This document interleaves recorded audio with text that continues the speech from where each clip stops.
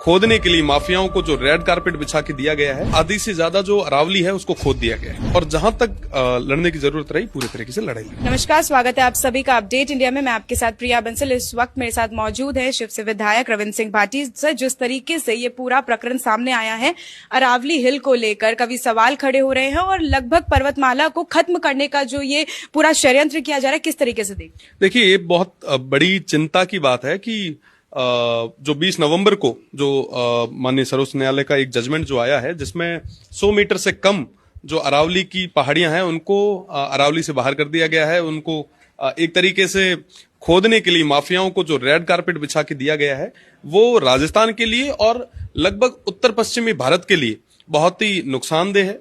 मुझे लगता है कि इस बारे में प्रदेश की सरकार और देश की सरकार को सोचना चाहिए, केंद्र की सरकार को सोचना चाहिए।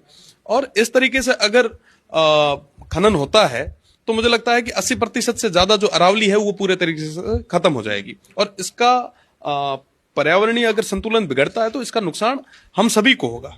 तो ये बहुत बड़ी चिंता की बात है। आज के समय में कई सारे तमाम ऑर्गेनाइजेशन जो है वो आगे आए हैं और हम पूरे तरीके से उनके साथ हैं। आप पहले ओरण और खेजड़ी को, ओरण गोचर और खेजड़ी को खत्म करते हैं, फिर धीरे धीरे आप अरावली की तरफ बढ़ते हैं। एक तरफ आप अरावली को 250 करोड़ रुपए देते हैं कि उसको डेवलप किया कैसे जाए, है ना, परियोजनाएं बनाते हैं, और दूसरी तरफ इस तरीके की घटनाएं होती है, इस तरीके के जजमेंट आते हैं, उसके बाद में प्रदेश की सरकार और केंद्र की सरकार जो चुप्पी धारण करके बैठी है, निश्चित रूप से ये संदेह के घेरे में।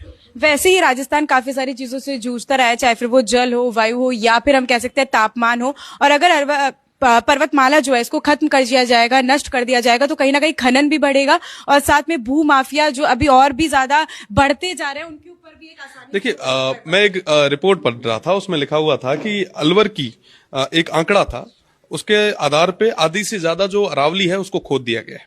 और इस तरीके के अगर जजमेंट आए तो आने वाले समय में ये पूरी पर्वतमाला जो पूरी खत्म हो जाएगी। आप एक तरफ भूजल के लिए, है ना, पानी को रिस्टोर करने के लिए आप तमाम तरीके की स्कीम्स लाते हैं, लाखों करोड़ों रुपए खर्च करते हैं, और दूसरी तरफ अरावली के माध्यम से जो काम अपने आप हो रहा है आप उसको पूरी तरीके से खत्म भी कर रहे हैं। तो मुझे लगता है कि ये काफी बड़ी बात है। पूरे सिस्टम पे और पूरी सोसाइटी पे इसका काफी बड़ा जो इफेक्ट है वो देखने को मिलेगा आने वाले समय में। मुझे लगता है कि इस बारे में प्रदेश की सरकार और केंद्र की सरकार को एक विशेष कदम उठाना चाहिए और आज के समय में इन तमाम चीजों के खिलाफ हम तमाम जितने भी लोग जो आज मूवमेंट कर रहे हैं, हम उनके साथ। और अगर आपको कोर्ट भी जाना पड़े इस पूरे मुद्दे को लेकर, क्या आप जाएंगे? कितना समर्थन देंगे? देखिए, पूरे तरीके से 100% समर्थन देंगे और जहां तक लड़ने की जरूरत रही पूरे तरीके से लड़ाई लड़ेंगे। अभी हाल